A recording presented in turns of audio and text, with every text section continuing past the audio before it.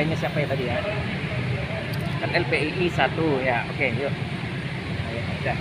Oke. Memberikan pendapat terhadap kasus yang saya tidak tahu kasus posisinya. Oh. Jadi ini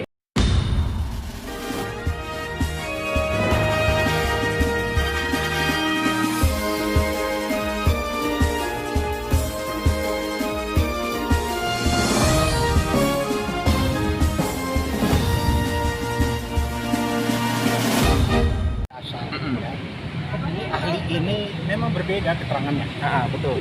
di BAP dengan di persidangan. Makanya kita ngegas dia itu terkait dengan pasal 21 juga. Tadi Kamu ya. ahli loh. Kamu bisa dituntut juga pasal 21. ahli forensik. Beda. Bukan Iya. ahli pidana. Ahli pidana tadi ya, ya. Itu lah. Itu satu itu terkait dengan suatu teknis. Karena dia berbeda keterangannya dikejar nanti dijelaskan oleh Pak Silo. Yang kedua, itu keterangan dia itu tidak punya argumentasi, ngarang aja. Oke. Makanya dia bingung sendiri.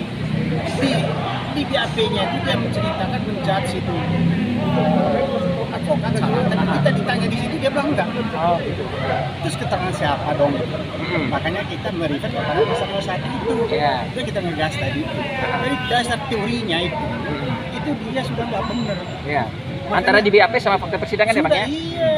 Dan di fakta persidangan dia bilang di sini yang benar. Artinya apa? Ahli ini bagi kami itu tidak punya nilai. Oke. Sedangkan ahli forensik ini sebenarnya ada yang bagus bagi kami. Betul.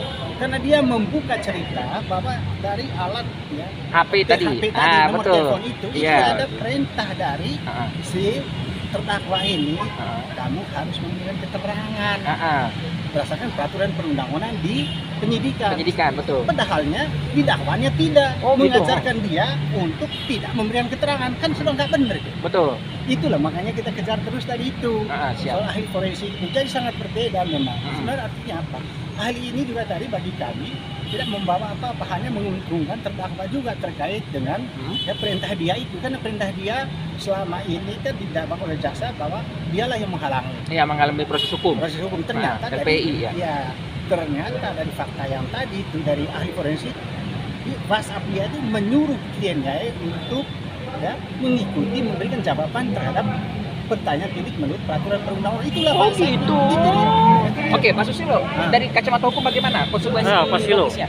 Kalau sudah berbohong di hadir di pengadilan. Ini harapan seluruh advokat di Indonesia, terutama kami yang bergabung di Dewan Pradi. Kalau setiap orang memberi nasihat hukum, gampang ditersangkakan. Ini ancaman bagi semua advokat. Betul. Walaupun ada pasal itu di Undang-Undang Tipikor, nggak boleh juga sembarang diterapkan, sembarang digunakan. Gini ya, terganggu itu sama menghalangi bedanya jauh. Siap. Ya. Masa nggak punya cara yang lebih cerdas untuk nyari keterangan? Gitu kan? Betul, Bang. Ya. Dia nanya, saya bersedia, tanya bla bla bla bla bla, jawab aja. Kan pertanyaan kita sampai sekarang jadi misteri, kenapa pada saat itu nggak kau jawab tuh pasalnya? Betul. Kenapa pada saat itu nggak kau temukan tersangkanya, calonnya? Siap. Itu kira-kira. Oke, Pak Antoni Silo, terima kasih untuk wawancara kali ini. Ada Antoni menambahkan? Saya pikir Bahwa itu itu- aja. Jadi singkatnya itu kan bahwa mereka ini klien dari terdakwa Didi ini, mereka datang memberikan keterangan dan itu adalah saran dari atau nasihat dari Didit untuk memberikan keterangan, itu fakta dengan Didit forensik tadi. Oke, siap. Kemudian mereka datang yang tadi menanyakan berdasarkan hukum siapa tersangka, siapa pasal berapa dan berapa itu kan hak hukum. Hak hukum, betul. Namun tadi ahli mengatakan pendapat saya boleh saja berbeda dan secara kontrario boleh saja berbeda sebaliknya. Dan itu dia jujur. Kemudian juga ada sesuatu yang jujur juga dia tadi bahwa alasan penghapus pidana itu terkait pasal 50. Nah, pasal 50 itu KUHP poinnya adalah bahwa orang yang menjalankan undang-undang Alasan penghapus. alasan penghapusan pidana itu adalah itu. Dan Didi itu menjalankan Perintah undang-undang. perintah undang sebagai advokat undang-undang. Nah itu bagus juga. Kali itu dia ada jujurnya. Dia tadi sebut pasal 50. Dia sebut pasal 50 ya. 50. Meluangkan waktu untuk hadir sebagai ahli atau paling tidak kami akan usahakan hadir lewat Zoom jika majelis mengizinkan. Siap. Untuk menerangkan sebenarnya advokat itu siapa sih? Dia penegak hukum. Betul. kamu kalau mau panggil dia boleh-boleh aja, kami ini nggak kebal-kebal hukum banget gitu ya.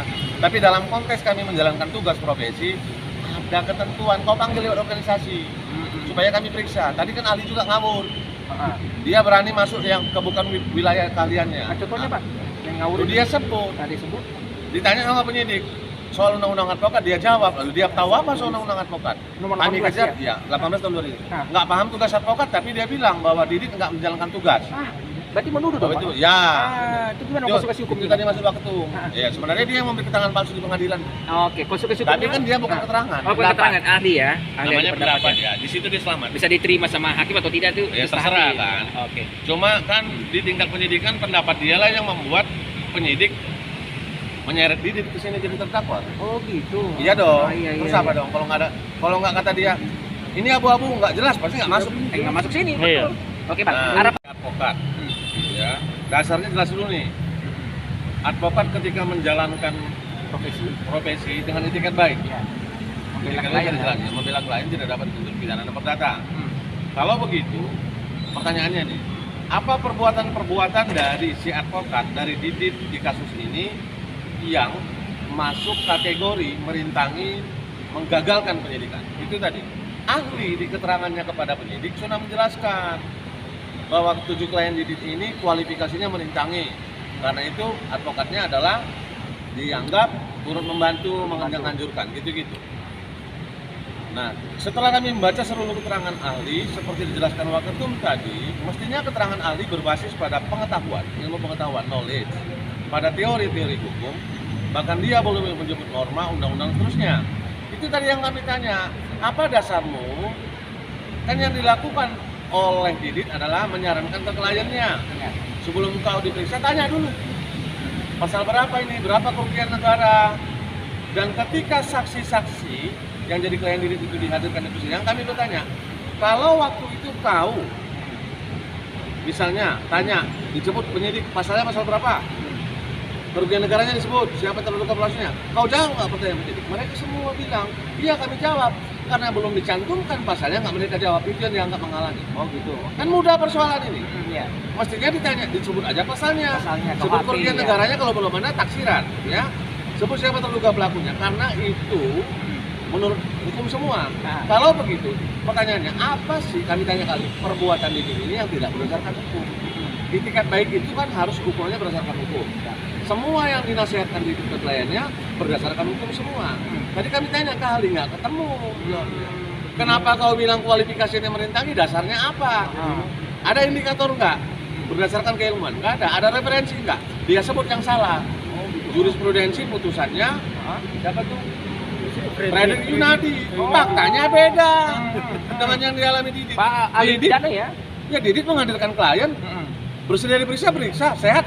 Dan itu didukung oleh Dan dengan iya, Oh, gitu. Didit nggak mencampuri apa-apa, dijawab sama kliennya. Saya bersedia menjawab pertanyaan Bapak, tapi ini pasal berapa ya? Kan tipikor begitu dong. Betul Pak ya. Itu Pak, tadi pertanyaan kami yang paling penting. Betul. Berdasarkan KUHP, surat panggilan itu harus sah Pak. Sah ya. Surat panggilan yang sah itu kalau dilihat di peraturan Jaksa Agung, harus mencantumkan siapa tersangkanya Pak. Betul. Itu kata peraturan JA Jaksa Agung nomor 518. Nah, kalau begitu benar dong, sebelum misalnya haknya dia dong itu. Untuk menanyakan ini pasal berapa ya? Betul, itu hak imunitas. Iya. Ada putusan Mahkamah Konstitusi, sidik tipikor itu harus jelas kerugian negara yang dihitung Negaranya. oleh institusi yang berwenang, BPK. Sedang dihitung sampai sekarang loh. Tapi jangan juga dong karena misalnya itu ditanyakan, dianggap ini menghalang-halangi. Oke. Pertanyaan kami tadi lebih penting. Nah, 80 orang saksi diperiksa di penyidikan LPI. Sebutlah 7 dianggap tidak dapat keterangan, tidak diperoleh keterangan dari 7 orang. Tetapi ingat, penyidikan LPI ini telah menemukan tersangka. Saya tanya dari ahlinya, boleh nggak diterapkan pasal bahwa penyidikannya terhalang, gagal? Kau ketemukan tersangkanya loh, nggak dijawab. Oh gitu. Oh. Jadi ahli yang tadi itu bagi kami nggak punya nilai. Oh, nggak punya nilai Bang ya. Ya wajar lah itu ya, penyidik mungkin order nanti kami tanya ini Bapak jawab begini, gitu kali situasinya.